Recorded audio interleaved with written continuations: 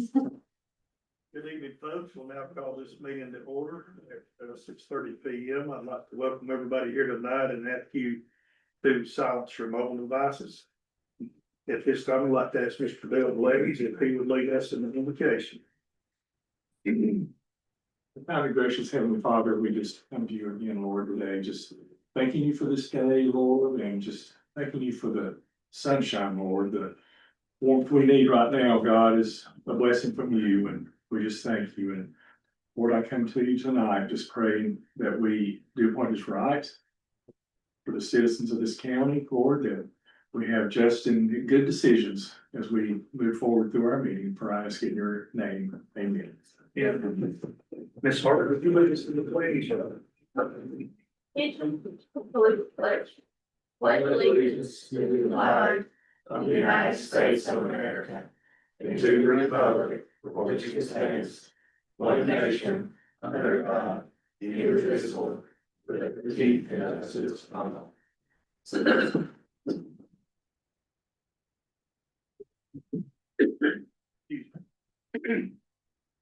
Board members, if you would make yourself aware of the ethics awareness and conflict of interest reminder. If any board member has conflict at this time, please let it be known. Okay, if none, we'll move on to item 6, additions or changes to the agenda. Are there any additions or changes to the agenda at this time? If none, I'll entertain a motion to adopt the agenda as presented. So moved. Do I have a second? Second. Thank you, Larry. All in favor? Next up is approval of minutes. The January 2026, January 5th, 2026, and the January 20th, 2026 regular session. Do I have a motion to accept those? I'll make the motion. Do I have a second? Second. Thank you, Harley. All in favor? And then on the closed session minutes. Mr. Chairman, would you mind to table those? I believe that the clerk and I need to get together on those to finalize them. On both of those, I the 5th and the 20th, or just the 5th? believe both of them, please. Okay, Motion to table, please. second. Okay. All in favor? Those will be tabled. Public comment. We have one down, Mr. Shane McMahon. Hello, Shane. Come on that. I'd like to submit a public records request for our records referring to flock safety. Can I submit that now? Yes, sir. If you have a public records request, if you wouldn't mind to turn that into the clerk. She and I will get together and we'll process that and get back in touch with you. Right. Thank you. Anything else, Mr. Shane? Yeah, I'd like to ask the board to look into flock safety and see what that system is capable of. It's mass surveillance on the county. I'll have about 6 hits in that system that goes somewhere. It can be accessed without warrants. That's not the county that I'd like to live in. Thank you. Thank you. We'll look into it. And I think that's the only one we had for public comment. Next will be reports and presentation. Mr. Blair, you're up for equalization review times and dates. Yeah, my thoughts were that we would probably need 2 or 3 4-hour sessions over 2 or 3 days, and I'm doubtful that we'll fill them up, but just to give people who talk to us an opportunity. The Good Friday's on the 3rd of April this year, and then I think spring break is the following week. And I think school's out on the 3rd also. yeah. It's a teacher work day in the 3rd. So I would propose 3 days the following week at 4 hours a session. What are those dates? The 13th through the 17th. Okay. Any particular days? No, and it would be up to y'all if you want to do the morning or the afternoon, or I have open availability on that Monday. And then I can do morning times any of the other times, but the afternoons will be kind of hard for me. Mornings is better for you, Harley. I have open availability on Monday though. Time would you want to start there on morning session? probably 9 o'clock. And mornings a bit easier for me Okay, after, if he's saying start at 9. run it 9 to 1, 9 to 2. Yeah. Okay, Do you have any commitments those days? No. I'm good. And we're scheduled 3 days that week. you want to do the 13th or 14th, which is a Monday, Tuesday, and Thursday the 16th, That'd be great. okay?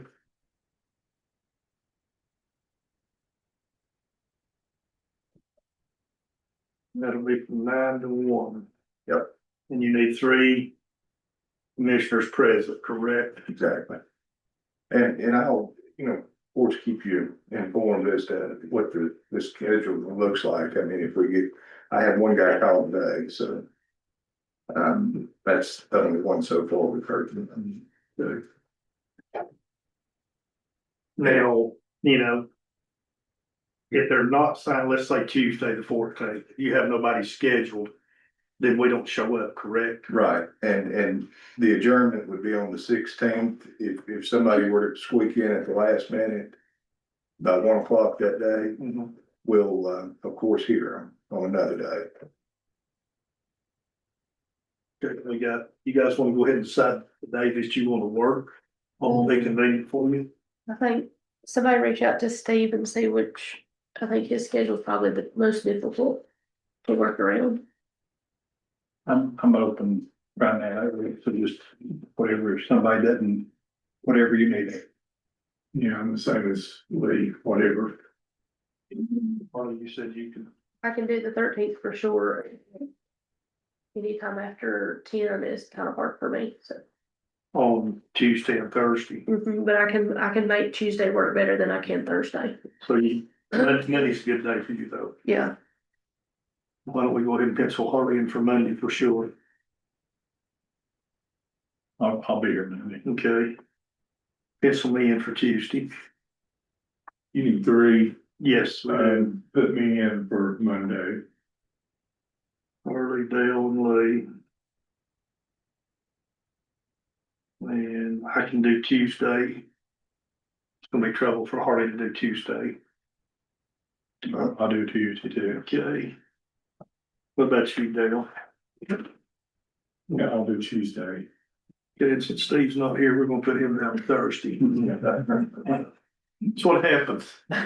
You don't show up, you get volunteer. And we could put him down all 3 days. You got it. Told him to watch the live stream, you may be trying to call It's in. too late. It's too late. You have no opinion, Steve. Who else wants to do Thursday in case we have to have a third I'll day? do it on Thursday as well. That be okay with you? Yeah. No conflict? I'll make it work. Okay. Thursday one will adjourn. Okay. So even if we don't have anybody scheduled that day, we'll at least get together for that. So will you come in at the end? Yeah. 12:55? Yep. Good. And I'll put me down for Thursday. And if we have a conflict with Steve, I'll touch base with when you do that, so we're nothing but that. Maybe if he needs to swap it, maybe I'm fine with it. We don't have. And if he feels he can get it all 3 days. Should let him know what it is. Yeah. Is that a vote? Mr.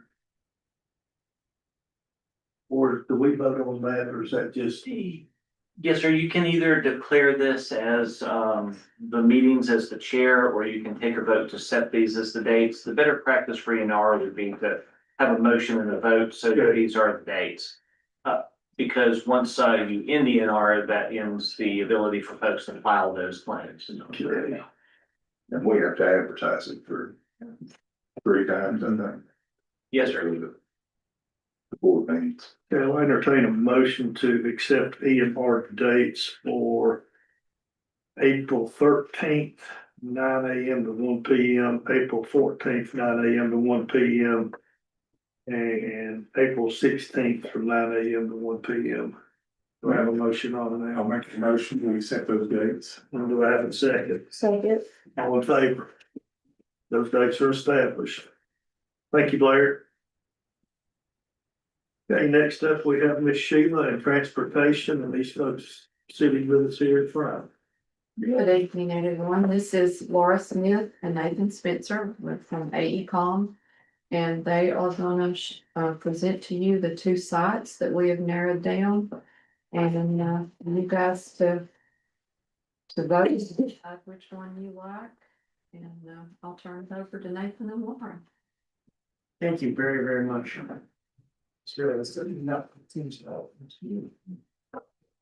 What's like? If we need to pull them in, we'll pull them in. Hey, everyone, sorry, we're just looking at logistics. So, my name is Nathan Spencer.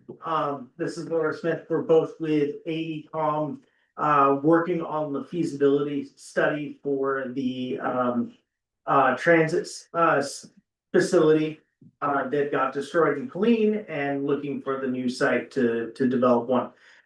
We were actually talking about trying to get a Teams call on because I've made sure that our entire team is available for your questions. So when we get to the other side of this, if we want to pull them in, we can. But luckily we have our resident expert who lives only a couple hours away and is an architect and has immense knowledge on this and has been with this project since early on. So we are, just to give you a sort of a recap, this is, or a look at what we're gonna discuss.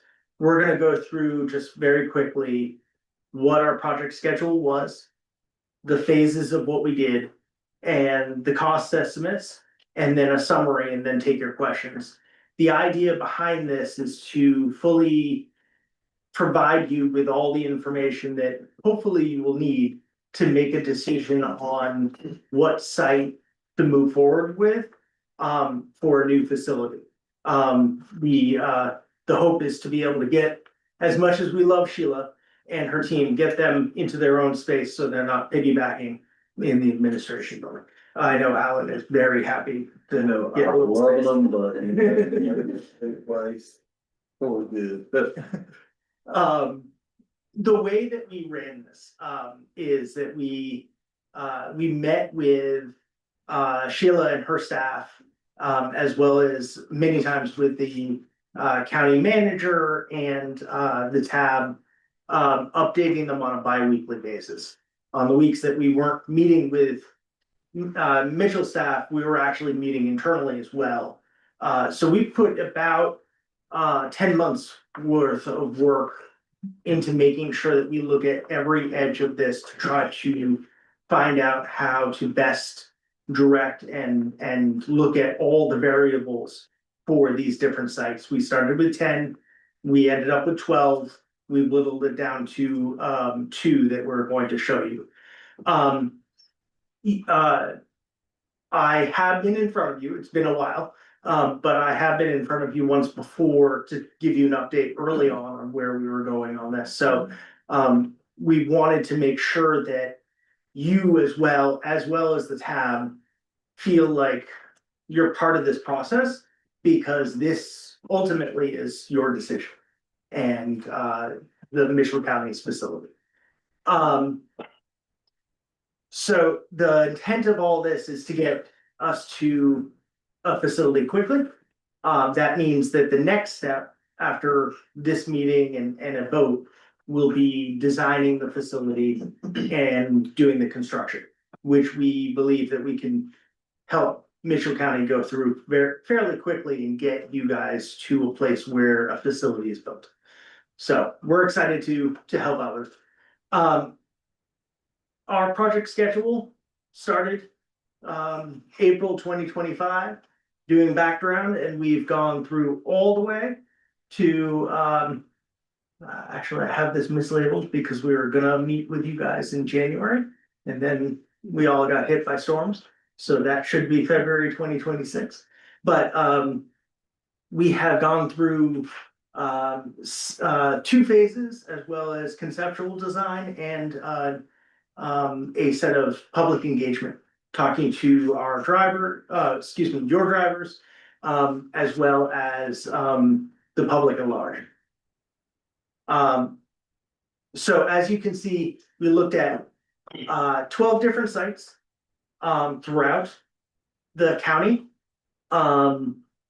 We had what was called a fatal flaw analysis. Now, you guys have been through quite a bit in terms of doing this work, so you're probably more familiar with this even than I am, but I'm gonna go through it anyway.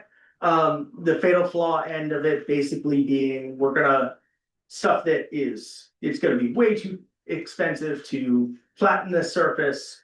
We're gonna build it and it's gonna be underwater. There's just not buildable space. These sorts of things are fatal flaws that immediately we mark off the spaces, those sites, and say we're not gonna do this. We ended up with 3 remaining sites out of the process, 5, 8, and 12. Some, as noted, came out of the process as sites do. Bought, acquired, didn't want to sell. Site 5 is on 226. It's the area that is being developed by the Mountain Community Health Group right now. They have set aside 2 acres for the county. They're quite intentional about wanting to make sure that it's set aside for the county. They like the idea of the county as a partner there. Their site is nicely flat. It's close to a number of different opportunities. It came up real high when we spoke to riders, when we spoke to drivers. Just the location really worked well. There's some cons in terms of space. It is 2 acres, so there's enough space to build. But it won't be enough space to necessarily expand in the future. That would require negotiation with the developer later on. The flood data, as you guys have experienced, is not 100% accurate. We're fairly comfortable with the buildable space being available there. But it will mean that there may be some work in terms of setting up barriers, which is not cheap, but also not as expensive as having to raise the entire lot. When you say raise the entire lot, do you mean like how MCHP has brought dirt in to raise that? Yeah, this wouldn't require it. Okay. It may require, since you're asking, it may require at the other end of this, redoing some of the maps. Mhm. But since they brought dirt in, they're gonna need to redo maps, so there might be something where the entire site gets done and it's not a cost on the county itself. But it's predictable costs, it's understandable. The space is pretty well cared for, and you've got a partner coming in at the same time. So it's not all in the county to figure that out. Went through most of this actually already. So it's fairly flat, good buildable area. This is kind of what this is what we've looked at as a possible space for that. This would be facility, parking, wash bays, everything is labeled, but lots of accessibility, which is great. There's enough space, we looked at it, that we can do that. Site 12, is Just a on. question about that side, while it's fresh on my brain. Yeah. Dale, has there been any discussion with the RPO or anything about maybe putting a red light or something to help with the traffic congestion? Well, we're looking at, which is in the STIP right now, and Alan can join in with me on that if he needs to. Is widening that from Gillespie Gap, which is, it's Parkway overpass to the, top of Burleson Hill Okay, at the Methodist Church to a 3-lane. okay. No traffic lights there have been presented, have they? No, but I have, Sheila and I were on a call with David Graham a little bit talking about it, and the extra lanes coming in through the STIP, but it's 5 years out probably, how STIP is. But then they're talking about the potential that, with the amount of traffic going there could be one. But there's a lot of factors in that, depending on how close it is to another stoplight, isn't that right, Sheila? But A traffic study or something, or? yeah, there's gonna be some process in there, but Sheila feels relatively confident that she will do a right turn when she pulls out, Okay, and then they circle around. that makes sense. We use the 226, the old road bed, Mhm. and that way we come out at the red light there at, Green Lake. Great, yeah. That sounds good. Sorry, I just, that. No, this is exactly why we're doing this, that we want. Yeah, and that was one of our criteria too, was access, when we gave everything a score, which we'll get through in a little bit. Site 12 is on 19 East. This is a site that came in a little late in our process. We had initially had 10, but then we started to lose a couple, so we added some in on the back end and went back and did some more analysis on it. It's a fairly predictable site in terms of where it is. It's already had something on it. But there are some caveats. One is that we have a parcel value here. The parcel value is based on tax info. What we don't know is if there's other costs, liens or otherwise, or how much those liens are for on that site. So the site 5, we have a cost from the developer. They've told us exactly what it will be, 50,000 per acre. In this case, this price I can guarantee you is incorrect, because there is a cost on there as well.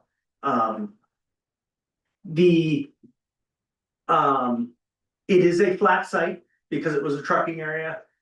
There is an existing slab of concrete on there, which is good and bad.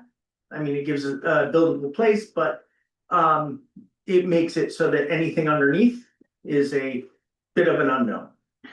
So it's sort of a opportunity with unsure.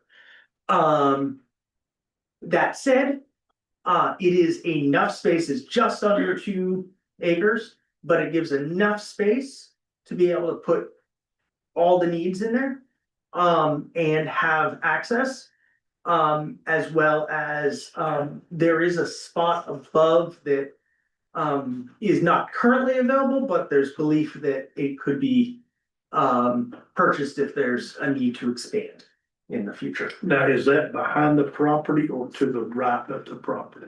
If you're Behind facing the property, Behind the up on that property, hill, it's just vacant building. yeah, with the building behind it. Yeah, there's a building and it's just kind of damaged. I think that piece of property's been sold, Oh, really? Oh, Yeah. okay, has been purchased. the property behind it. Yes, sir. Alright. Well, and I should note, I'm going back, there's a culvert underneath, Culvert, thank you.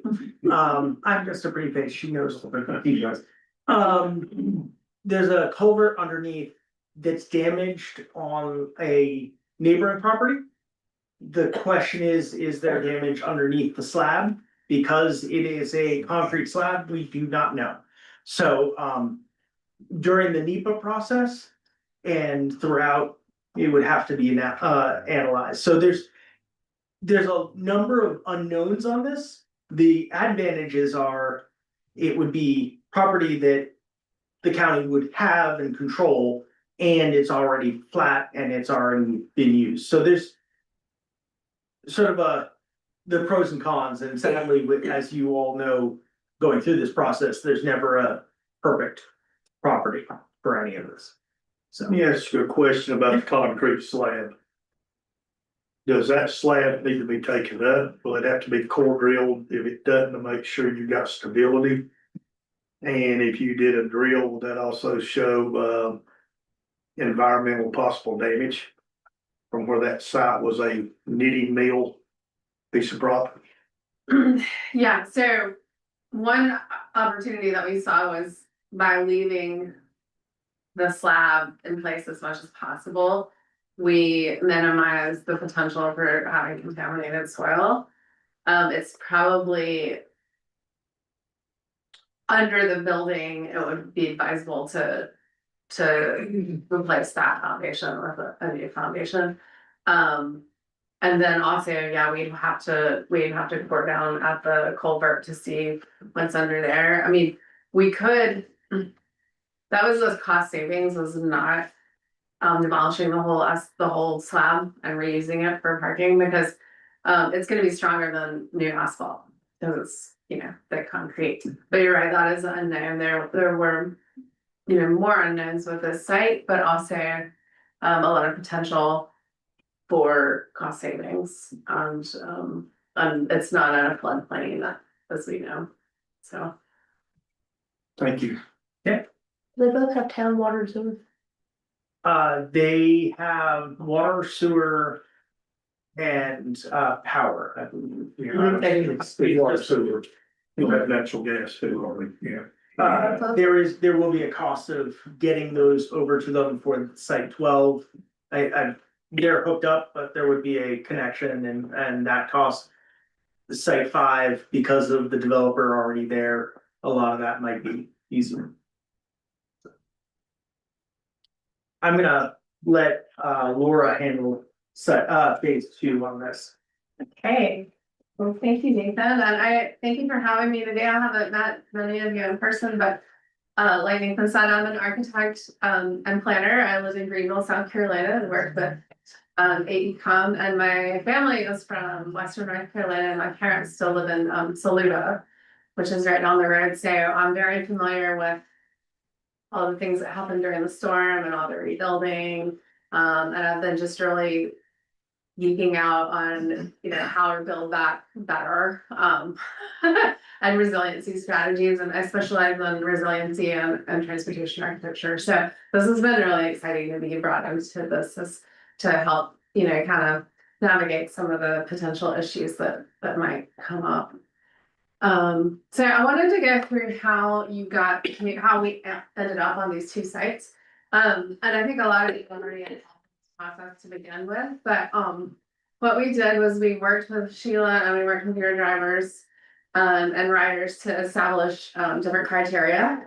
And then we gave that criteria weight. So if it's something that is, you know, absolutely necessary to have a project, we gave it a 3. If it's something that's nice, but, you know, could still have a project without it, that was just a 1. And if it's something that's gonna really impact, like, the ridership, the success of the facility, but not be, you know, a fatal flaw, that was a 2. So that's how we weighted the criteria. And then, as you see, like, you either get a 1 or a 2 if it's a yes or a no. And then that weighted the scores. And so that's how we ended up with the overall numbers, and with 12 and 5 coming in at the top.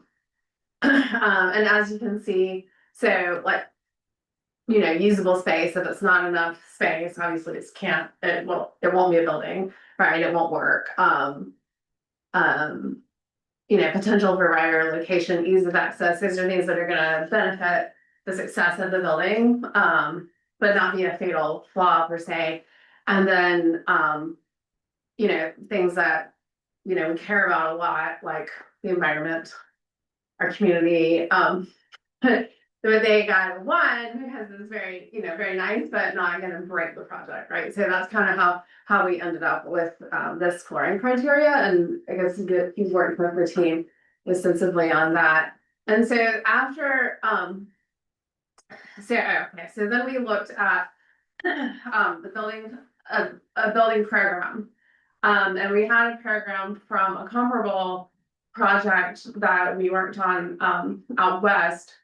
And then worked with Sheila and your team to really right size it, and get it so that that square footage aligned with your community's needs and your community size on what your drivers, you know, wanted in your facility. And so for site 12 and site 5, the site came out to, you know, just over 5 million for site 5. And then for site 12, it came in right under 5 million. And because we know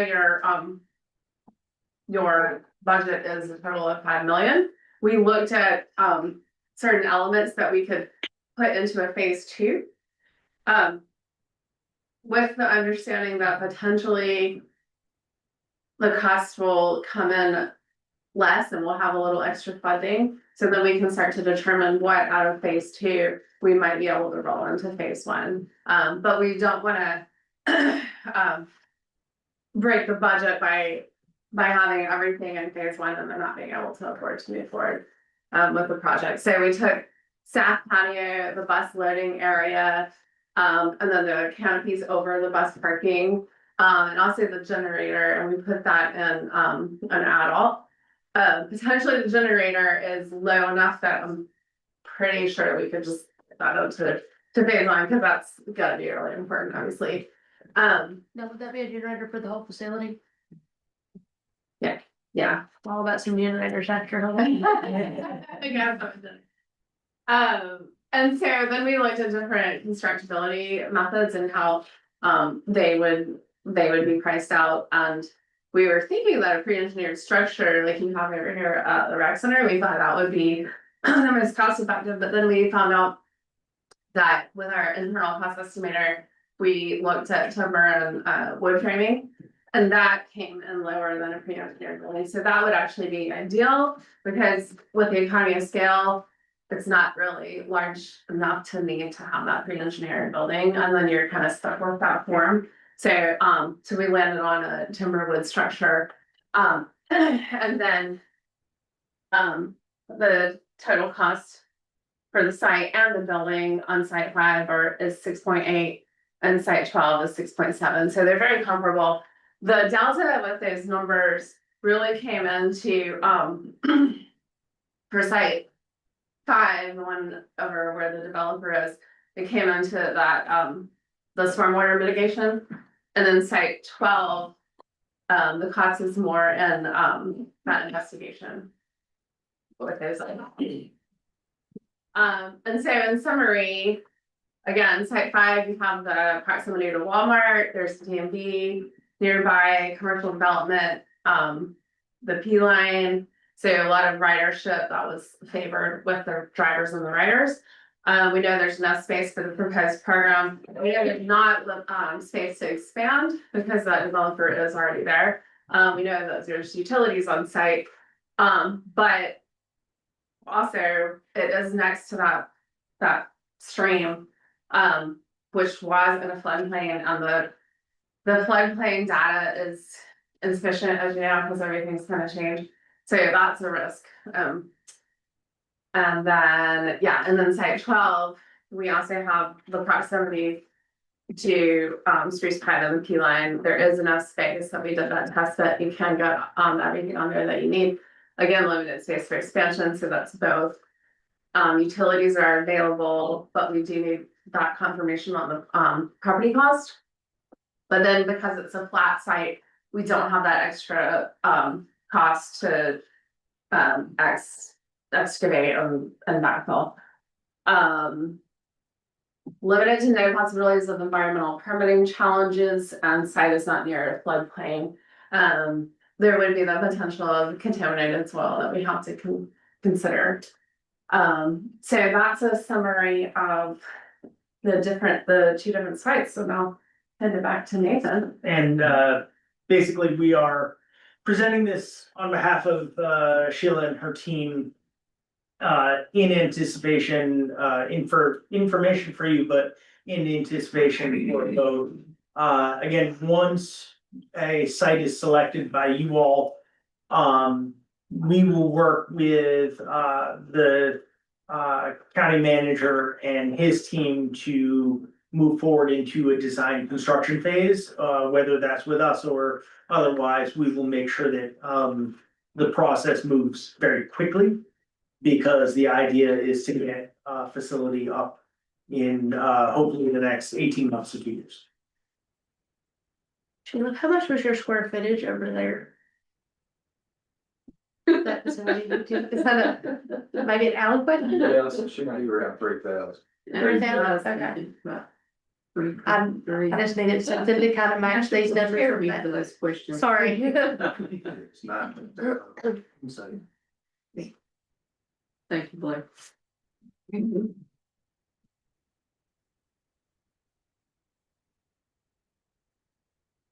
Any questions, board members?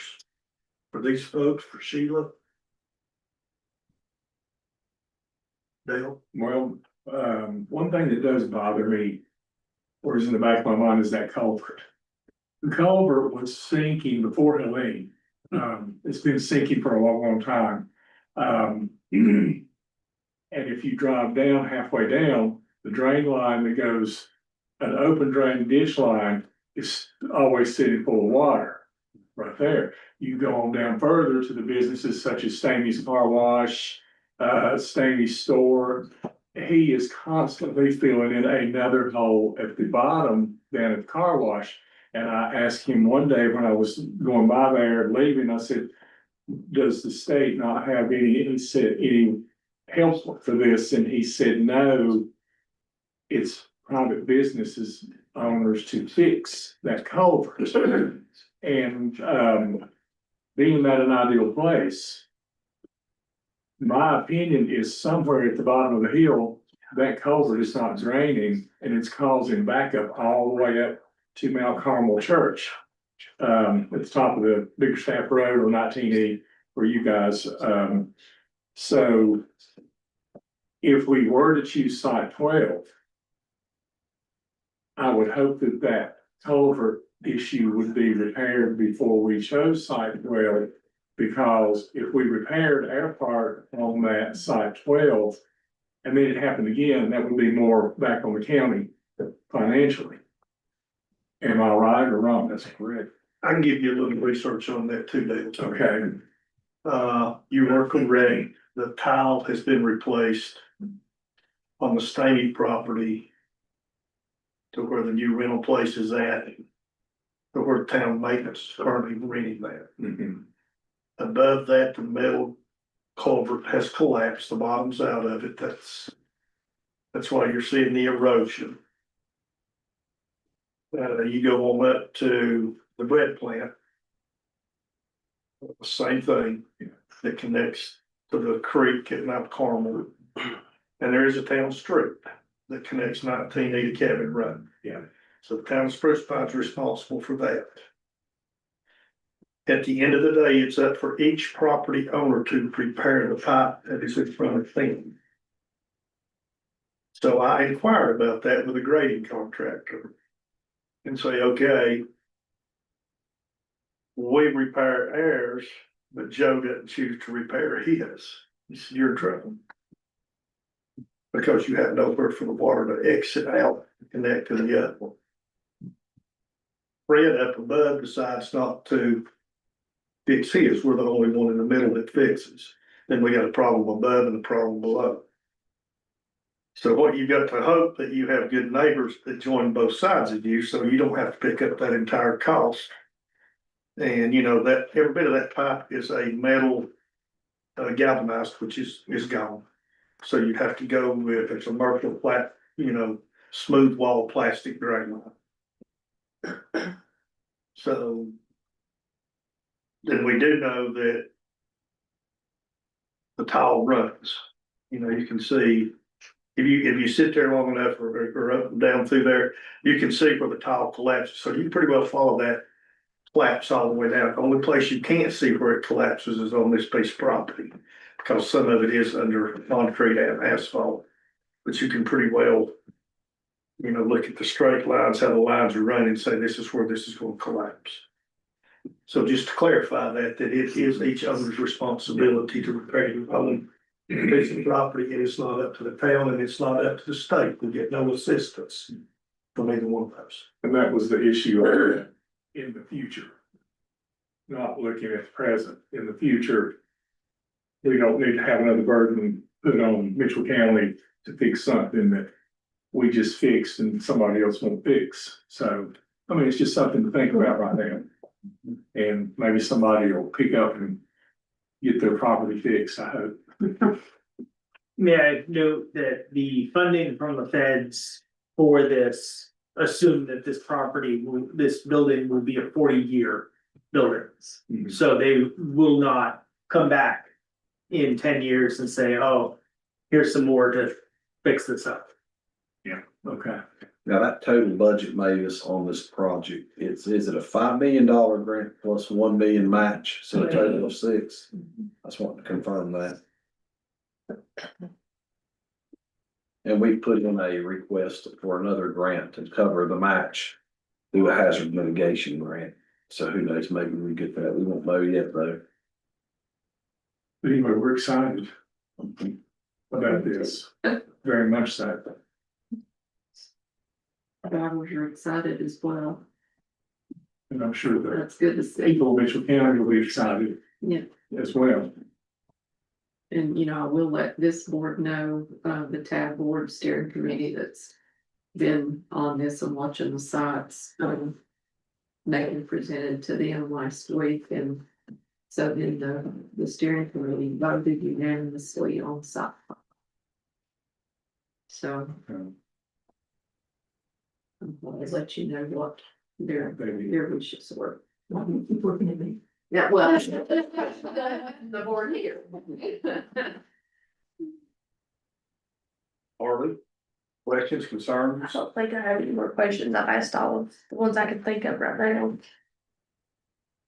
Lee? Am I correct that with the estimates we got, that we're gonna go out, starting at about $700,000 or $800,000 over the grant plus our match? Mm-hmm. So we look like. So that grant that you're talking about, the matching grant for the, I guess, our down payment or our part, is pretty important. Yeah. Because we know that number is, the only thing we all know about that number is it's gonna be low. Yeah, with what we said about the alternates is maybe we can always reel it in the budget. And then the plan is if we do have to reel it in a little bit, we might can have future grants from transportation to cover piecemeal work to get it up to par over the next few years. So we feel like, you know, on that alternates and everything, we can run it in the budget to not exceed what we have. Brian, can you run the slides back to the breakdown where it showed, Yeah, right there. yeah. no, Or was it the that slide? one? Yeah. So like staff patio, bus loading area, and the bus canopy, and even the generator. That is all things that can go into a capital budget in the future if we can't afford them now. Y'all may, Jeff and Harley might remember, before Helene actually had a bus canopy in their budget to be built, but you know, there wasn't room then over there and things, but. I'm glad we didn't follow through. Absolutely. Sometimes things work out. But you know, that's all things that can go into a capital budget in the future. Okay.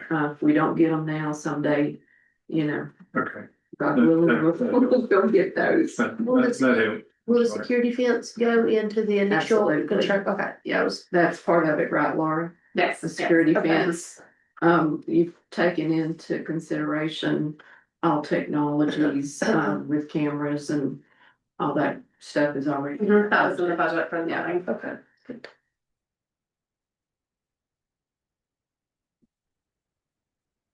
And in that process, you know, we've been talking in the meetings, we're running high estimates on things. We're planning for inflation, we're planning for increased construction costs.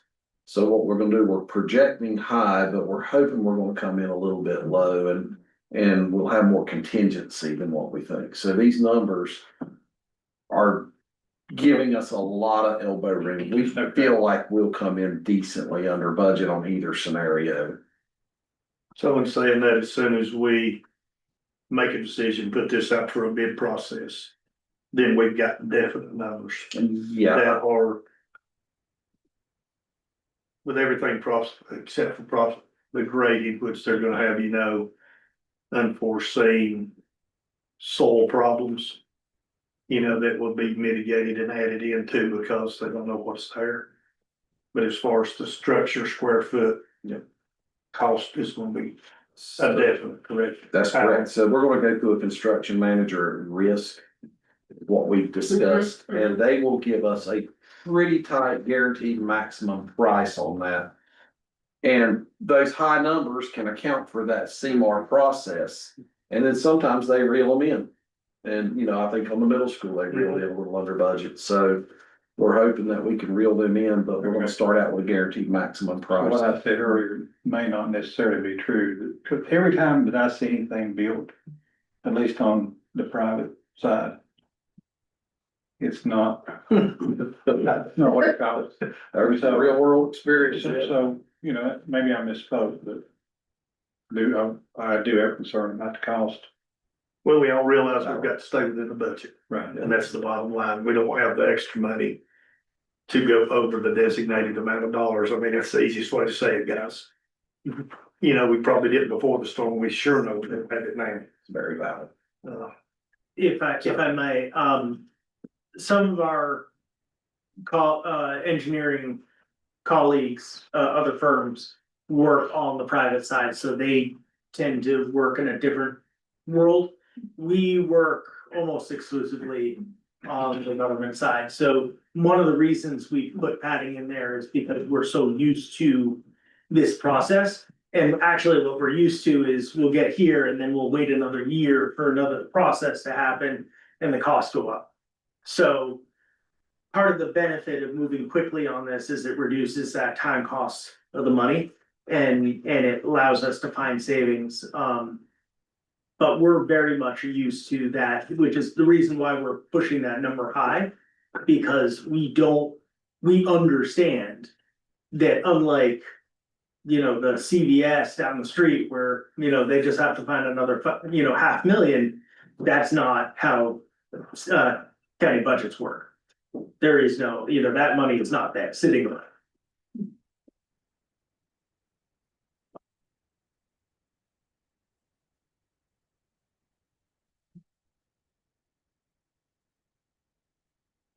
Yeah. Anything else from anybody here, county manager, Sheila? Board members? I'll reiterate Sheila's, I always go with my department heads on these, so, I'll reiterate Sheila's, discussion points with her board and with those that are her advisory board. And then just some discussion I had with Jamie McMahon with MCHP on that. I did talk about the floodplain. I want to address that before we shift it back to Jeff on there. You know, they're remapping a lot after the storm and sometimes you map stuff in. I got a fella in here that could speak to it better than I can. It's Derek over here. We'll talk to later, but you know, we're looking at that floodplain down there and it's been remapped, it's been redone, and the place where we're sitting, Jamie said he feels like he'll have a really good solid grasp on base flood elevation. Make sure that we're above base flood elevation on that bottom down there. The approximate location for where the transportation base will be is about where the Vinoy trailer is, just a little bit above that on that site, if you want to visualize it. And like I said, Jamie said that he feels pretty confident he can have us a base flood elevation before we do site development to make sure that we'll map out of that. And I know as your team works on that bottom down in there, do you also feel that's correct, Derek? He's actually working on that base flood elevation in there. Yes, sir, we are, and we'll have a base flood elevation probably a couple months. Map revision and that whole lot. Okay. Yeah. So I do want to put that to rest, that this thing will be out of that floodplain if we move forward on it from that perspective. You know, and on the site where MCHP currently sits. That's been raised to solid soil 15, 18 feet higher. Than the original. Part of that property. I don't know if y'all were aware of that, but that has been. Yeah. Raised up quite a bit. So. And I feel comfortable personally about the water situation in the floodplain. You know, just visually seeing that and having worked on that part of the stream. You know, in the past, so. The water part of it doesn't bother me. And Mr. Chairman, prior to making a decision on these sites, you can discuss this as part of a closed session discussion if you feel that's necessary. And that's what I was gonna recommend to the board. I'd like to maybe come back and revisit this table and vote on this right now until we do closed session tonight. We have, we can make a discussion on this with what we have recommended for closed session. So that's what I'd like to recommend to the board. Do I need a Motion table until after your closed session. motion to table after closed session? I'll make a motion. Okay, we'll have a second. Seconded. Okay, all in favor? This vote on this will be tabled until after closed session. Thank you, guys. Yeah. Thank you. And, Thank you. Alan, if need be, I'm staying in town. If you, during closed session, there are questions, you and myself have noticed. No, we don't want to run you out. You can hang out with us for probably a couple more hours. So get quiet. I've done many of those. You're thinking, I'd really rather have something to eat. Or might have to get a jump on it. With five. Yep. We're out of here. How are you? Thank you, guys. Yeah. Thank you. Okay. A lot of good work. All right, thank you. So happy, Okay, we'll move on to Thank you. PNC board reports. Ms. Hardy, I'm gonna start with you. Sorry. So we are meeting this week to review the applications for the library director. I believe we've got two. So we're gonna check those out this week, and then we have our next library meeting, and it's next Thursday at the Sprucetown Library. And then for the TDA, the tourism summit has been scheduled for March the 19th. So if you guys have time to swing by the Cross Street Building at 1 p.m., I think you guys will really enjoy it. You can kind of see what all we've got going on with tourism.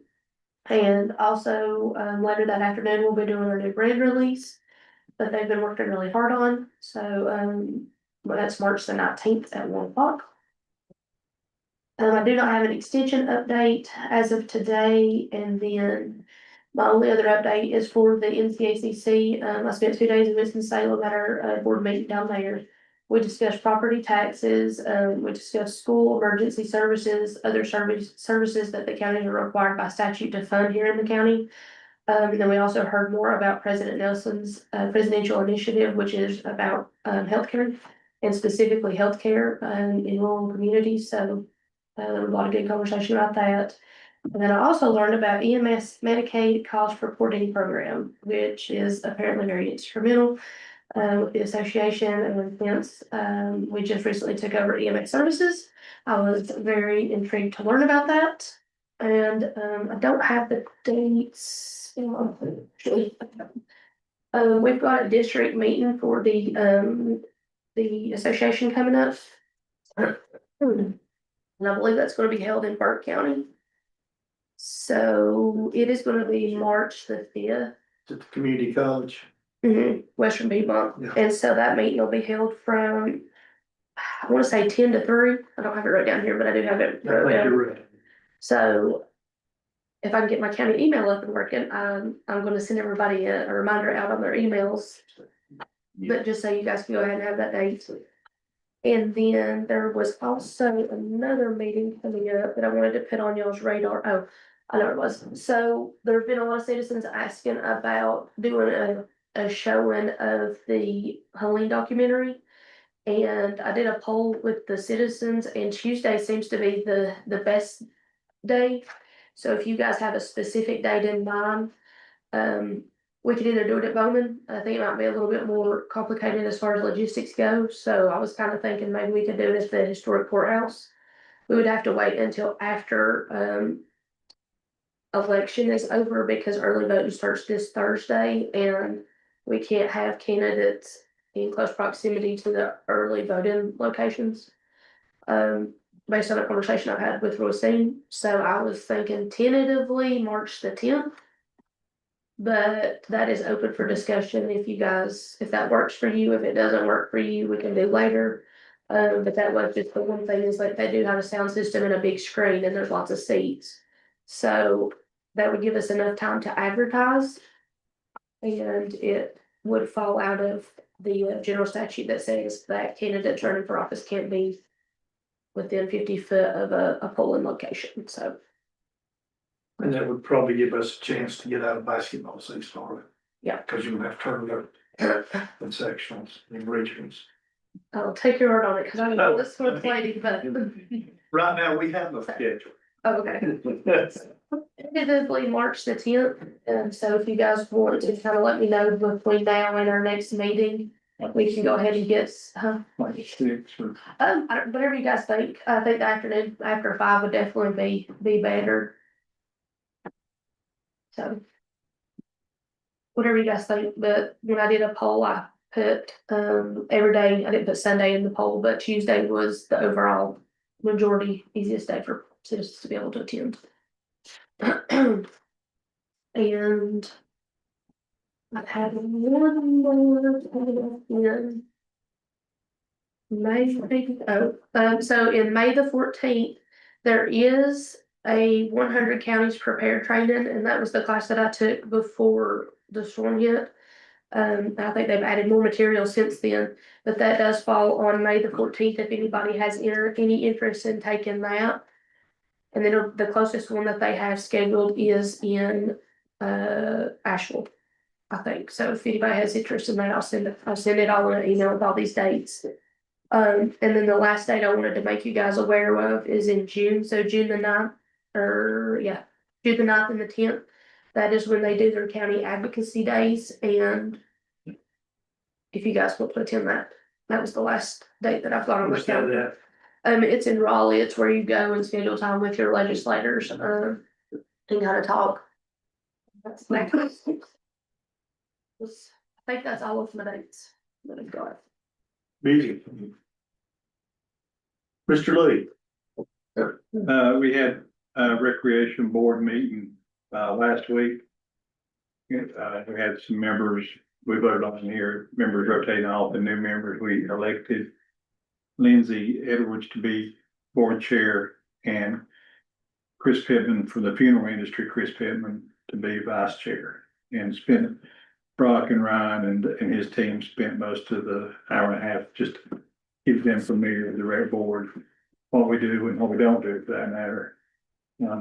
I had an ADC meeting, but I was unable to attend at a previous appointment. I hadn't gotten that done. Mr. Bates. January 13th, Animal Shelter Board meeting. Give you guys an update. They have finished all of their work, $28,930 on roofing. 81,900 for the new flooring, which is complete and is state certified now, and $1,500 on new electrical fixes here and there, which was donated by a local electrician. And the shelter is open for full-time business now. Everything's state approved. They are partnering up with Toe River Health for a rabies clinic, which will be one in Avery County and one in Mitchell, which they will be announcing shortly. Toe River Health has funded all of these events on April, one will be April 11th and one will be April 25th. One for Avery and one for Mitchell, since Toe River Health is funding the program. They just need the vet to do the vaccination, the animal shelter to do the vaccinations. January 20th, going back to the animal shelter again, Alan and I did go and toured the shelter. And we were very impressed with the work that the contractors had done, with everything. And of course, Alan looked at some more land boundaries and looking to the future and it was freezing cold, but we still managed to get outside and look. But we did take a tour of the shelter and, they were very excited about us coming and, so everything's in order there. We're very fortunate that they didn't have to reach out to the county to get any funding. All this funding was made available to them. So, taxpayers didn't have to get anything to get them up to state standards. January the 20th, Jeff and I both attended Freedom Life Full Reentry Council, which is not the executive team meeting, but this is the entire program that works as one with Freedom Life, which involves employment opportunities, housing needs, transportation availabilities, advocacy and awareness, and the mental health resources. These are all teams that will be involved with Freedom Life as it gets organized in the future. So that was a nice meeting to have community people there and getting involved in this program through all these grants. And January 21, Business Park Committee met. The site for due diligence is still on schedule. And what they're doing with that is going through the environmental assessments, the geotechnical studies, floodplain and watershed studies, archaeological assessments, endangered species studies, wetland and water studies, that all have to be met with state guidelines. So this is a lengthy process, but it's a thorough process. And, they don't want to come across an old graveyard, with historical stuff in there, because if they did, that site would be totally out of the picture now. So, but right now, everything looks good so far as they are working. And I believe, Mr. Chairman, that is all I have right now. Whole cycle starting tomorrow. Hey Dale, Yes, ma'am. on April the 11th and April the 25th, which one? They Was haven't Mitchell? announced that yet. Oh, they haven't. But they will announce in Okay. March, probably, we meet again tomorrow night. Probably they will give the dates, Okay. which counties are going to be on which, I think those are Saturdays. They are. They'll give enough time for the county to know which one's gonna be in Mitchell County. Thank you. That's all I want. Thank you, Dale. Yes, sir. The High Country Council did not meet in January, we will go back to meeting in February. I think that's next Monday. Just a, folks are not familiar with what Freedom of Life is. Freedom of Life is a reentry program that is supported by the state of North Carolina and the governor's office for individuals that have been incarcerated, that have served time in prison. Gives them an opportunity under very strict guidelines to come back out and get the resources they need to enter back in a working society. It is to assist them so they don't fall down or backslide, where they feel. Like law enforcement is very excited about this judicial system. It's a big metrics of all different organizations that work together throughout the county, so it's very promising. Alan and I went to Philip Berry's retirement up in Avery County. We roasted him a little bit. Alan presented him with a purple Mitchell County flag. Which he got his picture made with and then put it on the ground and stomped it. Yeah. But we had some fun with him and got his face a little bit red. It's nice to poke it, Philip, every chance you get. Also, met with the Grove NC group, Alan and I did. And it's amazing. The first question they ask, what do you know about ankles? That, honest God, That's the truth, buddy. so we had some good conversation with them, not only about the grocery store, they knew as much as we did. I think it was mentioned that the governor's office had reached out to corporate Eagles. Just like we've reached out, no response. At that time, I think there has been a statement made since then. And then we met with Justin Summers from Ted Budd's office the next day. Same conversation came up. Alan brought up a lot of good points, the chop and drop, which had been denied. Trying to get help through the state and on the federal side.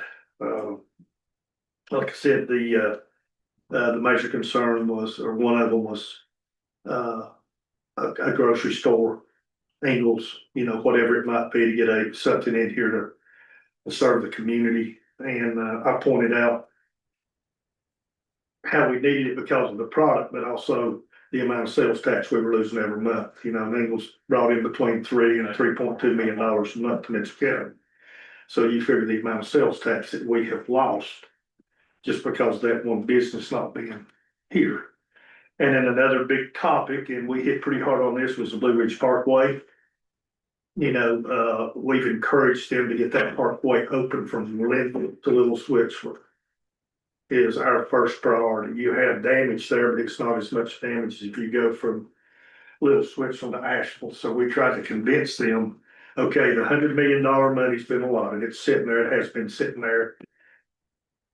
Less in the engineering, my understanding now, was completed. Now let's get to work. Mm-hmm. And let's get it from level to Little Switchfoot open. And we emphasize that we cannot have 3 years of lost revenue and lost tourism dollars, guys. I don't know. Can't remember the numbers right off the top of my head. I was looking at it, Lee, from the Developmental Foundation when they put that out. And the amount of businesses that close after a natural disaster, and I can't remember that percentage. Is it 40 or 60? 46%. Is either 40 or 60? I can't remember. But they talked about two different things. They talked about, okay, how many of them closed directly after the storm, a disaster? And I think it was 46% closed after 2 years.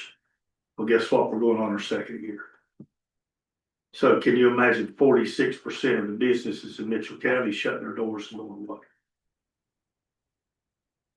So, we're trying to push through the state and the federal in this process, and it's frustrating and it's slow, and Alan knows that better than anybody because he's been dealing with this crap for about 15, 16, 17 months, and you get one system set up and then they change the metrics and you got to start all over. And so I think we're all frustrated with the process. And we just got to keep pushing, guys. But Whatever that percentage was, it's pretty impressive that our county did not fell into that yet. very impressively, I mean, you look at the businesses that have come back, and I'd say 70% of the existing businesses on Lower Street and Spruce Pine have come back with an additional 3 new businesses opening up. So, we've all talked about being resilient, going on 2 years now, and how resilient our residents and the Mitchell County people are. And I think it's very evident that we could have easily have quit and give up. But yeah, I looked at that number, and read that again, and I thought, this is amazing. That we're still here. If you go with the numbers. But that's the gist of it, of mine. And we'll move on, items for discussion, and RFQ Emergency Watershed Program. I'm gonna turn that over to Alan and Derek. I'm sure we'll be getting tag team, Yeah. both of you guys on that. And I already told Derek Harris to be ready to speak to this one, but I'll go in and give you a real quick rundown on it, and then Derek can kind of follow up so we do procurement through general statutes. Anytime the county gets ready to, go into a monetary relationship on a project, there is laws that the state requires us to follow. And so we're getting ready to start some emergency watershed protection to the tune of Mark Bird and Derek and that team have got approximately $20 million worth of projects coming into Mitchell County along our streams, which that alone is pretty darn impressive. And it might be a little more than that as far as a number, but that's my ballpark figure. And that's federal money. That's not your taxpayer money. And what that EWP program does is we got a lot of neighbors, a lot of people living on streams that got huge drop offs and cliffs beside their house where the water just washed things away. We've got stream restructuring that is causing major erosion and having downstream impacts. That EWP program, Emergency Watershed Protection, is what it stands for. It comes in after a declared disaster and is a part of the phase of recovery and cleanup. So we had to go into procurement on that, and we put it out for bids for about 3 weeks in December, and we got one bid, got the bid we wanted, the person that has the expertise. But procurement requires we get 3 bids. So if you do not get 3 bids, you rebid again for at least 7 days. I rebid again for 20 days. And we re-advertised, and still we only got one on the rebid, which was Derek's as well. So now we're able to pick that one RFQ, and it is the most qualified because Derek and his team with Blue Ridge Environmental Consulting has been working projects in Mitchell County for years. They are very familiar with that. So with that said, in a minute, the board will need to vote to accept BREC as the RFQ selected for EWP, since it's the only one. Typically, you ask for a primary and a secondary. This would be our primary, and if for some reason we didn't come to an agreement with the primary, then we would have to rebid. But I do feel like these folks are a very reputable firm. Derek, from there. And Mr. Chairman, before Mr. Goddard begins, I am familiar with Mr. Goddard, but I will point out, and I hope he doesn't hold it against me, that you do have the right to reject all bids in your discretion if you chose to do so. So I'll just put that out there, that is within your authority. I'm not suggesting you do that, but it is within your authority, and hopefully Mr. Goddard doesn't think poorly of me for that. Not at all, for Alan, thank you again. It's a pleasure to be here. Board members, I'm Derek Goddard. I'm with Greg BREC, and as Alan said, we've been working in this county for a number of years doing civil engineering, stream restoration engineering, hydraulics and hydrology related to water resources, those type of things. We've had a relationship with the county and done numerous projects for the county to this point, and we work very closely with your Soil and Water Conservation District here, Mark Bird. And the Emergency Watershed Protection is a program that's funded by the USDA of all places, but it can be on non-agricultural lands. And as Alan said, it's here to fortify, to make more resilient our communities, to protect our infrastructure, bridges, roads, homes, those sort of things, septic systems, utilities, those sort of things. So we've got approximately $20 million that we've already identified in projects. We've been through the application process. Our firm is actually employed by the Mitchell Soil and Water District to do that process and get those applications in. Those applications are in, they're with the federal government now. We feel, high likelihood that the vast majority of those will be funded. 49 sites here in Mitchell County, and really they're from one end of the county to the other. Our team is again prepared, engineers, land surveyors, environmental specialists, architects. We're all prepared to tackle this project as soon as the money drops, and we'll work with your county manager to negotiate a contract to do that work, so. If you have any questions, I'll be glad to answer them, anything about our firm or about me. I love Mitchell County, I live in Ashe County, so I'm a mountain guy, I don't go too far away. And, I've worked, seems like Mr. Eggers and I follow each other to all the counties that he works in, seems like or Ms. Powell, that seems like I work there too, so we follow each other around. Any board members got any questions? Yeah, I'd like to entertain a motion to hire BREC group for the emergency watershed. Oh. Do I have a motion? I'll make a motion. Do I have a second? I'll second it. Thank you, Dale. All in favor? Vote passes. Thank you, fellas. Thank you, we appreciate it, we look forward to working with you. And Al, you're up again. So. All right, we'll talk to the next thing on the agenda is the Bolton and Mink, comprehensive infrastructure plan, CIP contract. So we've got some dogwood funding for a housing study. And it was supposed to have dropped the October after Helene hit in September. And of course, we had to rebid and do all that stuff. Well, now we finally got that to where these projects are kicking off, and the timing is right because we're getting a housing study and an infrastructure study post Helene. And Helene's been a game changer on all our neighboring counties who've got them, 2 or 3 years prior. The whole landscape's changed on there. So, we're excited about moving that forward. That is with grant money through Dogwood. This Bolton and Mink CIP contract has been looked at by our legal counsel of Four Acres. And basically, we just need a vote from the board since it involves money to move that on forward and get these people studying our infrastructure to see where we got room for growth and get that mapped out and planned out. Anything else? Okay, I'll entertain a motion to award Bolton Mink the CIP contract. I'll make the motion. Thank you, Dale. Any second? I'll second it. All in favor? Thank you, guys. Next one on the list is Cook Engineering concerning Mitchell Rec concessions, building ball field renovations. I'll speak to that. First off, there's no relation to me being Alan Cook, it's Stan Cook, even though I'd take him if he plain kin to me, but. I'd think twice. Yeah, that's true. And furthermore, his family lives on Cooktown, which is just right across from where I live, and I'm no kin to those Cooks. My dad's from outside the area. So just wanted to put that out there for you before I started talking about going into a financial relationship with a fella named Cook.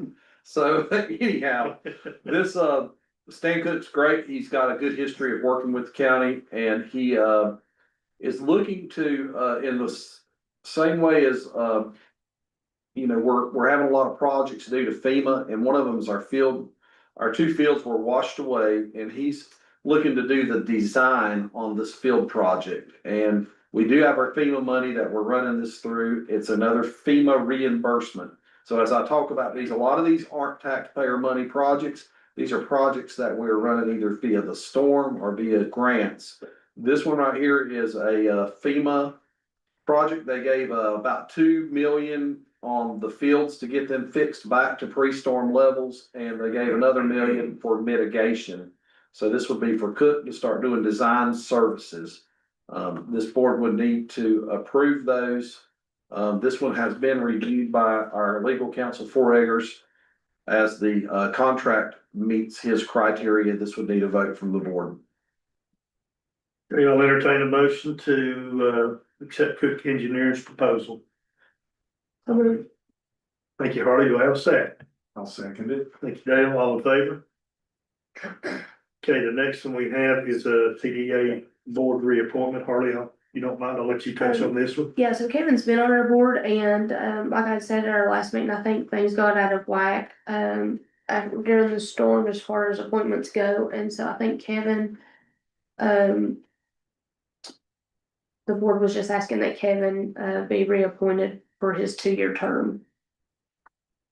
And if we need to table it until we come and speak a little bit more, I had stepped out to get a building inspection, so I don't know what exactly the whole conversation entailed, because, they were doing a building inspection at my business, so. Does anybody have a problem taking a vote on this? Not. Okay, do I have a motion to, reappoint Kevin Brown to the TDA board? Make a motion. Do I have a second? I'll second it. All in favor? That motion passes, is it Bowden National Research? Yeah, so Bowen is the other Dogwood funded, person, our group that's working on this housing study. So we talked about infrastructure that goes into the towns and, shows the infrastructure planning, mapping and all that. This one here is doing a generalized housing study where, it's a data-driven study into the county. This is another contract that the board would need to, approve. So we're having a full housing study with two components to it. This is the second component. And as the other ones for has, reviewed this contract and it meets his stamp of approval, so it would need board approval to move forward. Once these studies are done, how long are they good for? So we're hoping that it'll be good for at least 5 years. A lot of times they can last up into 10 years. The infrastructure study could go a little bit further. The housing study is going to be, what they told. That was a good question because we asked that while we were talking to them. But the, housing study is good for about 5 years because you got census data and growth and everything. The infrastructure may could reach out to about 10. When they do this study, where do they, like advertise, or like what, do they just get, like where do they get their information? So, each group has metrics they follow and some academic, so on their proposals they made, some of that is they're bringing folks boots on the ground, interviewing, mapping certain areas of it. And then some of it's demographic information that is going from a variety of sources. It could be, Census Data Bureau, labor statistics.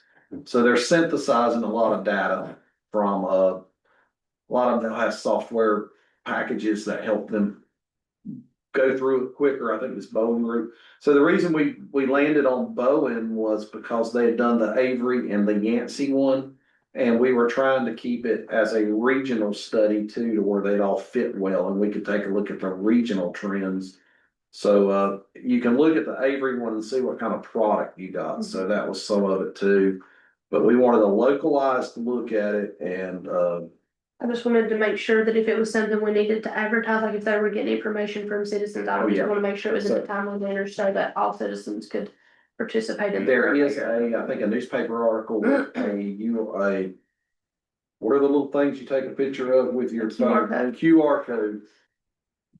That's not really great for a lot of folks, so I might talk about getting them a web link or something where they can go on the county website and click off of that, so I might work on that a little bit. I think Deidre, the QR codes for their, they were doing a few surveys of citizens and stuff, so we might try to work a little bit better on that. I'd just like to make sure that a lot of, some older people have been, I've You want a good myself in the cross QR code category. Yeah, the QR code, I don't even know what that is. I do, but I don't, but I use it to pay my bill at the restaurant. That's about my extent of it. Okay. But I got the, stakeholder survey in here. I just pulled it up looking at it. It's pretty well represented across the board. Of, will be involved in this survey project. So I guess we'll move on and, need a motion to accept Bowen National Research. We'll have a motion. Thank you, Dale. We'll have a second. I'll second it. Thank you, Lee. All in favor? It approves. We'll move on, guys, to consent agenda. Do I have a motion to accept the consent agenda as presented tonight? Make a motion. I know, I just had a question. Andrew has reviewed this, Toe River Regional Hazard Mitigation Plan, right? I'm assuming they Yes, come out- yes, oh, that came from them, yes, they have looked that over, they're good with, that is correct. That was one of the questions. Okay, Lee made a motion to have a second. Second it. Thank you, Dale. All in favor? Cause it consent agenda is passed and Miss Mavis. Bring us all the good news about the money. I want to talk a little bit about, and I think I put these in your box earlier last week, just highlight a couple things. Right now, at the end of January, we start kind of looking, because of course, we're mid-year now. We're running about 3% to the good revenues over expenses. Normally, this time of the year, I'd say that's not good. But for as many grants and projects that we have right now going, and most of them being reimbursable, 3% ahead of expenses is pretty good based on that. If you look at property tax, we're running pretty much mirror to where we were last year this time, at a little over 91%, so that's good, we're on par. And this past year, we finished at 97.5% tax collection as of the end of last fiscal year, which was June 30th. So we're on target, that's good. And if you look at the departmental expenses, they're actually running a little bit behind there. At the end of January, which is actually 7 months, they're at 50% spent, so I feel good about that. A couple things I will talk about is, at the next meeting, I think we talked before about the fact that the audit is much later this year than it's ever been due to the federal government shutdown and due that local government commission in North Carolina had to extend the dates on that because of the federal shutdown. So the audit has been submitted. It is in, we got it in about a week. I think it's due no later than this Thursday, and we sent it in last Thursday. So that's been in. So our auditor will be here next Tuesday at the next board meeting to do that presentation to you. And hopefully it will not ever be that late again, because that's been the most stressful thing I've been through in my career here, is a late audit with all the federal government money and us waiting on them to tell us what they wanted with it. The other thing that I'll mention briefly, since the next meeting's gonna be a lot of financials, is I was gonna give you an update, kind of because I had to figure this out today for something. FEMA money that we've already gotten in hand that's been spent on projects is $12 million, right at 12, give or take some change. We are waiting on, that is sitting there, what we call in the queue, that's been obligated, we're just waiting on them to release the money, is about 17.2 million. And we still have about 3 to 4 projects that have not gotten to that point yet. We're still working on. So that's kind of what that's looking at right now. So. And this was the first year that we would have made our first payment on our cash flow loans, the 3 state cash flow loans. The first year, if you remember, was going to be $1, and the state has taken care of that first payment. So they were very generous, and we got $3. So Budget that hasn't been made yet. they sent me the receipts for that, actually, where they made the payments. So What, they gave me $3. when do you think we're gonna get out of the 17.2? We're looking at what, about 12 million, because they hold 25% back. Yeah. Get any idea when we're gonna get that, before they shut down again? I mean, I'd It like won't to be have, before they shut down. I can tell you exactly, I've got 119, right at 120,000 that's sitting in the state portal, which means FEMA released it, the state has it, I'm waiting on the state to send it to me, so I'm hoping 45 days. I have got, the rest of that is still sitting in the FEMA portal, although 854,000 is sitting there just waiting to be transferred. It's in what we call the last step. So I'm not sure why it's not transferred to the state yet. Maybe it was because the federal government did shut down for 3 days or 4 days. Because it got released like the end of January, but they've not moved it yet. So it's just a gradual thing. I think sometimes it's just whenever they decide they can afford to send some money. Do you have any tentative budget workshop days? No, We need to be shooting for March. I do not. I figured we would talk about that the first part of March. Are you getting booked up, Harley? No, I'm She's just, trying to kill us. well, no, I was, you were gonna say April, I was just looking at our ENR dates that we scheduled, so. Yeah, I was we, looking. we'll, do the same schedule that we've been doing. Letters will go out to agencies and departments in March. Everything will be back due in about mid-April unless you wanna do it earlier. Maybe that's something you wanna think about between now and the next meeting, if you all want to do anything different than we've done in the past. But normally, most of your budget workshops are gonna happen in. You might do one in later April, but most of them's gonna be in May. And the reason being, you have to get through ENR, Blair's got to make the changes, they've got to get on the tax books. We can guess pretty close at a levy, but really, truly, we need those numbers to really fine tune it.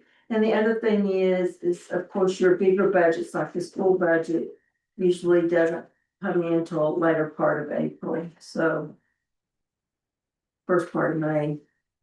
So we'll try to do the same schedule that we usually do. Okay. And whether you want, and that's something we'll talk about later, is, how you wanna do the budget workshops. You wanna break them up in small increments? Do you wanna knock it all out in one day? What do you wanna do is up to you. We'll put it together and we all can decide. But don't think about that yet. We got another month. That's a tough one this year. All right, that's all I have, unless you have some questions. I don't have any questions. One question quickly, Mhm. how is sales tax? Oh, You know, 'cause they no, got you me- shouldn't have asked me that. They got me thinking about that, when they started talking No, about, here.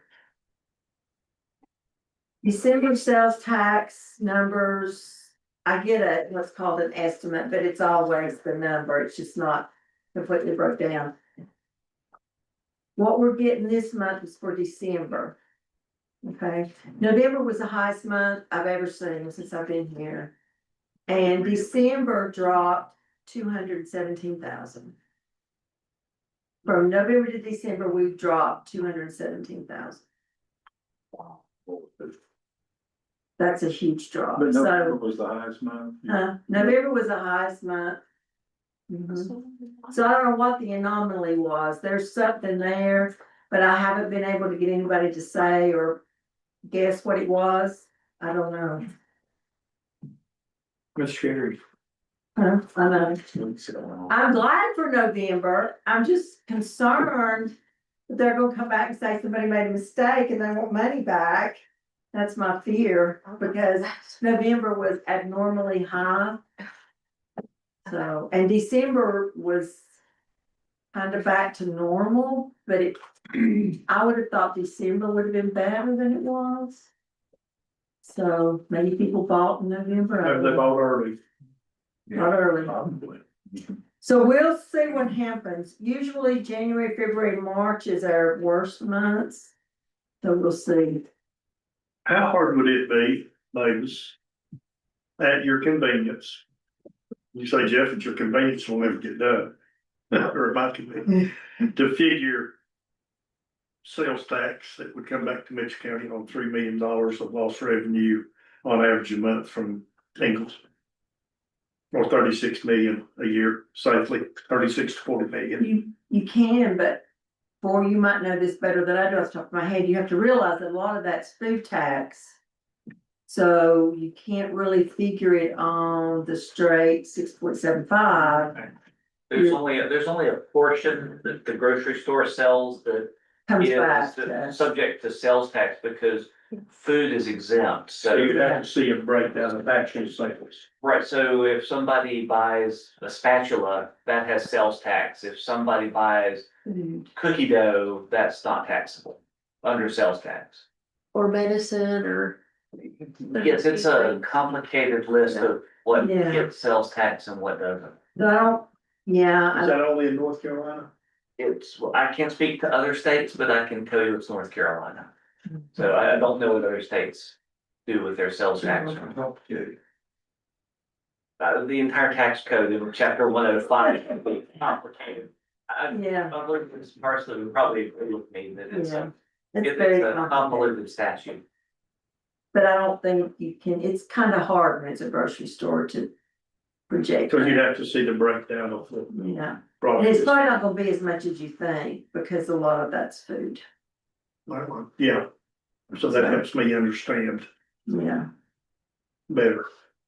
Thank you. all right, thank you. Mr. Cook, County Manager's report, you're up. Yes, sir. So, first off, I wanna say, and we've been working around here since Helene started, I wanted to talk a bit to the board about how hard this staff works, how hard those folks just right around here, Mavis and Glenda's took on a whole new EMS. Mavis has took on finance, regular finance, plus about 100 different FEMA requirements, plus about 100 new grants. And we got a hardworking group of very knowledgeable. Deidre is just a source of wisdom and knowledge. You know, I work around some very smart folks in this office job. Of course, I've got a really good board, but I'll just go over some things on this county manager report that really my main one I wanted to talk to you all about is we finally got some silt getting dug out of Cane Creek over here. Better knock on wood. It has been knock on wood, but it's been a long time. We've been, Derek has done some cross sections for me on this, creek about a year ago. Post Helene, you know, the, silt was bringing that bed of that creek up 2 and 3 and 4 feet. And, finally, FEMA and the state SMART program, so the silt's being removed at no cost to the county because the state has took over, debris removal mid-July. And so they're getting the silt, and if you go down there and take a look, and I'll say on live stream, you'll watch that Traco bucket go down in the mud. And it is pure mud, watching them pull that mud up. I've got video of it to where it's just unbelievable. The ecosystem of that creek was, it was destroyed. And by digging out this silt, of course, our flood risk, and it's an emergency protective measure, category B on FEMA. So, I mean, the main reason is we don't want to flood the town out, but it's also got so many extra benefits that's going to help our town survive here and this county seat survive. So, very happy about that. Very happy about EWP because, you know, we'll dig this silt out, but it also qualifies for emergency watershed protection where we'll recontour these banks around this creek. And, you know, look for this place 2 years from now to be a really beautiful area that's a park area for people to enjoy it once again. I know back in my small business days, I surveyed the merchants around here and I said, what is your one thing that you like the best? And I'd go to Burnsville, of course, they like their town square, and went to Bakersville and they loved their creek walk. And of course, Spruce Pine liked their Riverside Park area and their Lower Street business section. But you know, each town has its own identity. And by taking the silt out of this creek, we're restoring Bakersville's.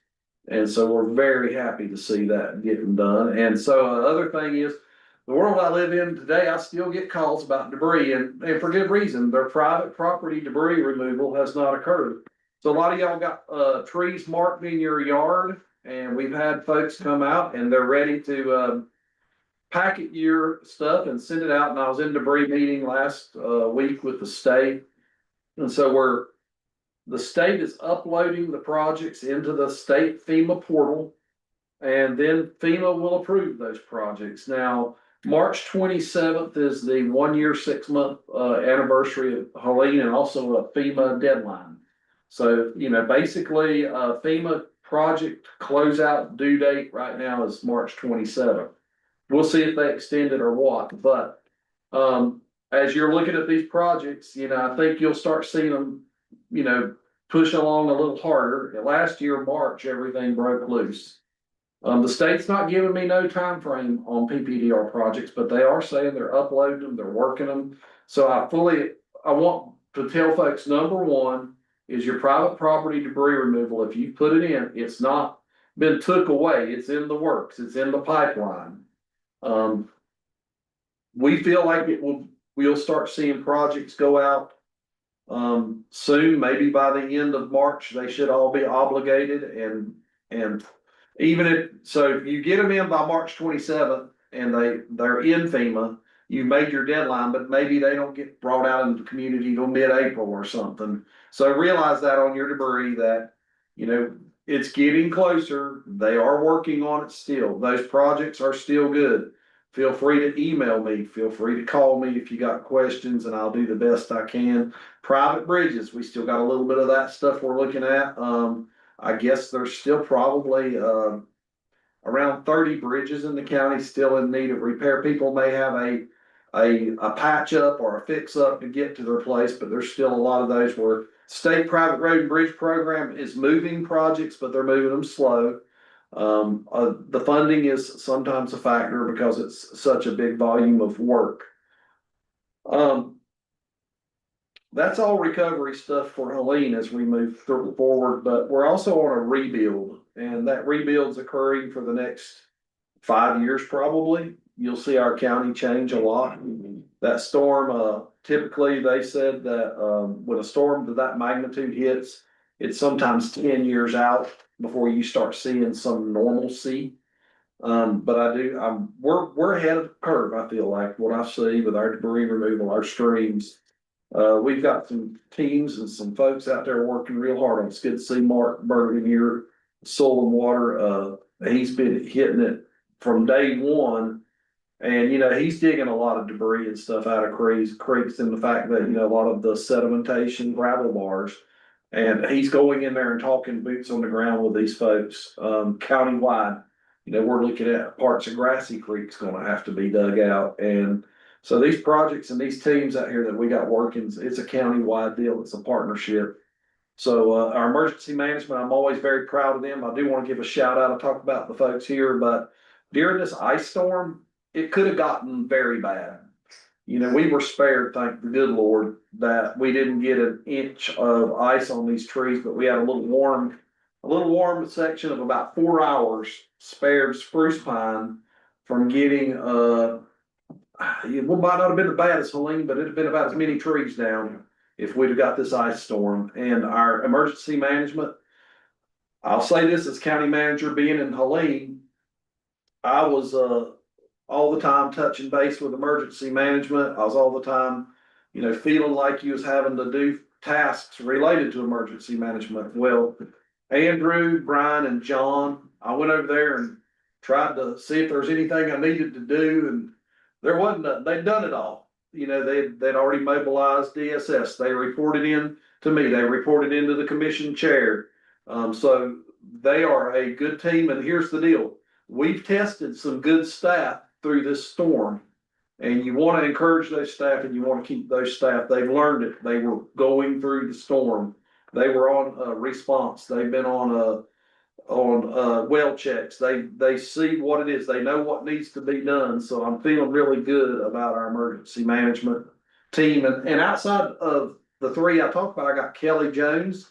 She's doing disaster communication. I've got Deidre Steps in there, and she's also doing any kind of disaster related needs that come up. Our DSS jumped in, as you heard, getting the shelters ready. And you need an emergency management team that's always ready to get it. I hate to say it, but we probably got the risk of a bad wildfire. And, you don't take that lightly when all the citizens are feeling like they're recovering. These folks are saying, what are we going to do if that fire starts up? What kind of assets do we got to mobilize? What kind of command and control do we have to do? So that'll conclude my county manager report. I just want to say, and I know I might be leaving out, Sheila with transportation. We've got our core folks out at our tax office all full of data. Register of Deeds running smooth and clean on everything. Our senior center, Kathy, Garland, just an awesome worker on there. Of course, we got rec league up here with Brock. This new rec center is, really accommodating our citizens. They finding this as a really good place to go during these old cold winter days to get a workout. So, I'm just very proud of our, county team out there. Our new EMS is we're working through it and it's moving forward. We should have some new ambulances coming on. Just all that included. With the recovery we're doing is a lot going on, but they're stepping up to the task. So I don't say that often, but I'll say that tonight. Thank you, Alan. More comments? Dave, I'll start with you. I would say that, kind of top off Alan, what he said, there's so much going on right now, site developments and decisions to make on that. All the grants they have to deal with. Then they have also on top of them, all of the past issues of debris and so forth that's still on them. It makes your head spin. But these folks here really have a handle on all this. And I can attest to that as on that, whatever day that was, that Friday, that we were supposed to have this time for the stakeholders meeting that afternoon. And Harney said you weren't there, and I said, well, I came to the early one. I told Alan I couldn't make it because of work, and he said, why don't you come to the 9 o'clock meeting? And I said, sure, it's gonna be the same thing, but the department supervisors are gonna be there. And in that meeting, those department supervisors did not even have to think about, oh, well, I've got to do this before I can come be a part of the county. I mean, it was just bang right there. Yes, I'll be there. Yes, I'll be there, whatever you need. And Mitchell County is very fortunate to have those dedicated people that are persevering and moving on. And, it's like Jeff said earlier, they could have been at home looking after things that they needed to look after, keeping their houses warm. Or for the fear something might fall on their house from all the ice. But these folks didn't think a second not to be here if they were needed. And I just wanted to say that tonight because we're very blessed. Even if you didn't want me to give an accurate weather report.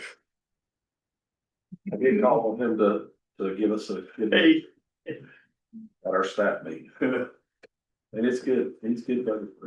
But there's no ground. I had to throw that in there. Let him get better. We're gonna knock you pay. Okay. All right, we're taking some of it away. But anyway, we should all be proud of them. They're a good group. They are. Please. I just appreciate what you said, Alan, and acknowledging it. I think everybody knows that your team or with the folks you work with make or break you. And that's good to hear. I will say I got a lot of good positive feedback about our emergency management the last 2 weeks. Not that I hadn't in the past, but it's just been more outspoken and more positive than ever before. I appreciate what you said about the employees. I appreciate your report, Alan. And so I did receive a few phone calls before the meeting tonight, asking if the meeting was gonna be live streamed or whatever. And there was a few people that had attended our last meeting on January the 20th. And I just wanted to get clarification that nothing has changed since that meeting.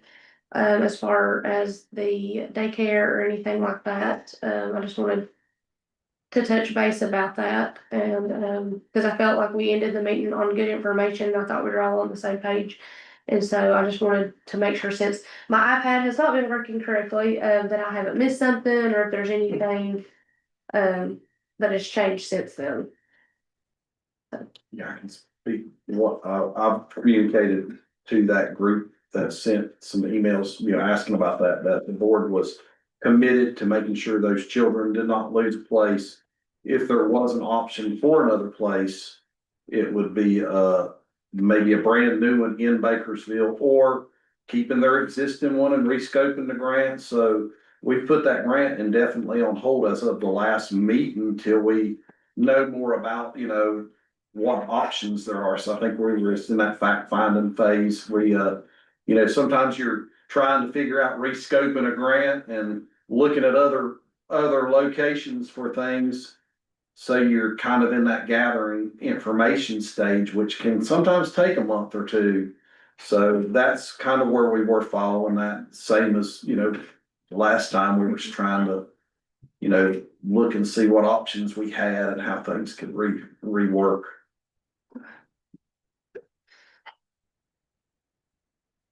Anything else for some of you? You know, I think we've all touched about it, the storm. And Lee taught us a lot of things.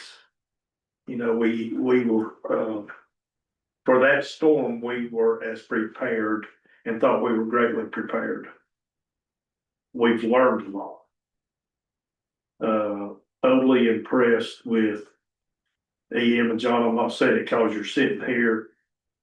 I've had great public response. They called me and said, these guys were here. This is what they brought me. They like to never got here. They had to come on side by side.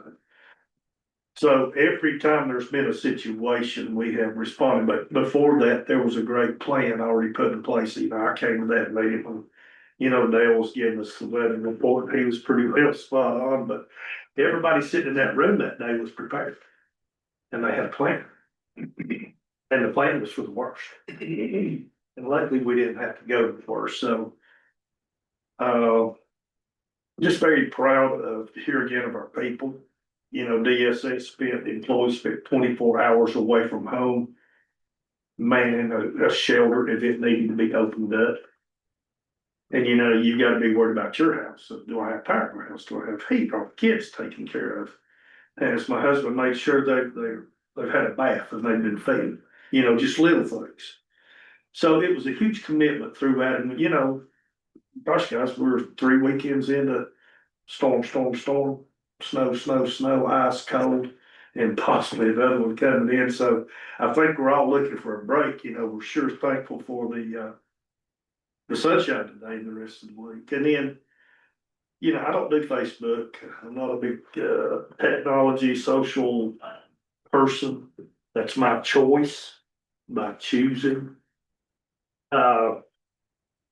Got here today and understood partly that a post had gone out, you know, concerning the daycare, had a phone call, we tearing the daycare building down. And I said, no, what are you talking about? Well, it didn't put out, well, I thought when we left the meeting, it was very evident and very clear from this room, this group of commissioners, that those children were gonna have a place to go. We guaranteed them that nothing was gonna happen, that we were gonna look and revisit at the present time. So, and I know Alan has looked at other options. We've talked a little bit, you know, it's been hectic. Like I said, we've had 4 weeks of bad weather. You know, so we've not sat down and had another meeting or signed anything yet. But I guess the frustration with me is, you know, I thought, Hardy, like you, we're all on the same page that day when we left here, and everybody was good with the situation, and everybody understood how this was. No, folks, we're not kicking your kids out of their daycare facility up here on the hill. We're not going to dislocate them. We want them in Bakersfield. They don't have to go to Yancey County. It's been put out there. So just to settle everybody's nerves out here on the live stream, you know, I think the commission board is still committed to where they were at on January 20th when we made that statement with those folks in the room. So nothing has changed. So I'm sorry if there's been any miscommunication, if anybody's pissed off, if anybody's upset, but it's all misinformation that's coming out.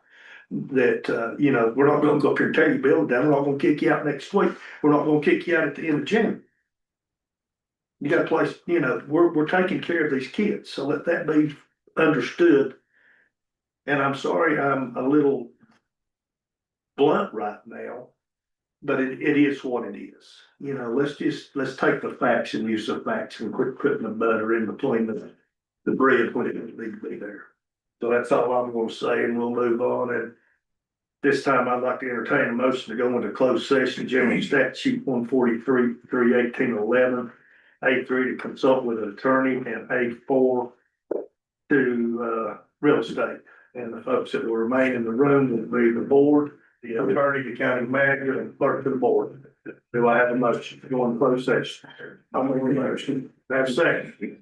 Go into closed session. Does anybody need a potty break?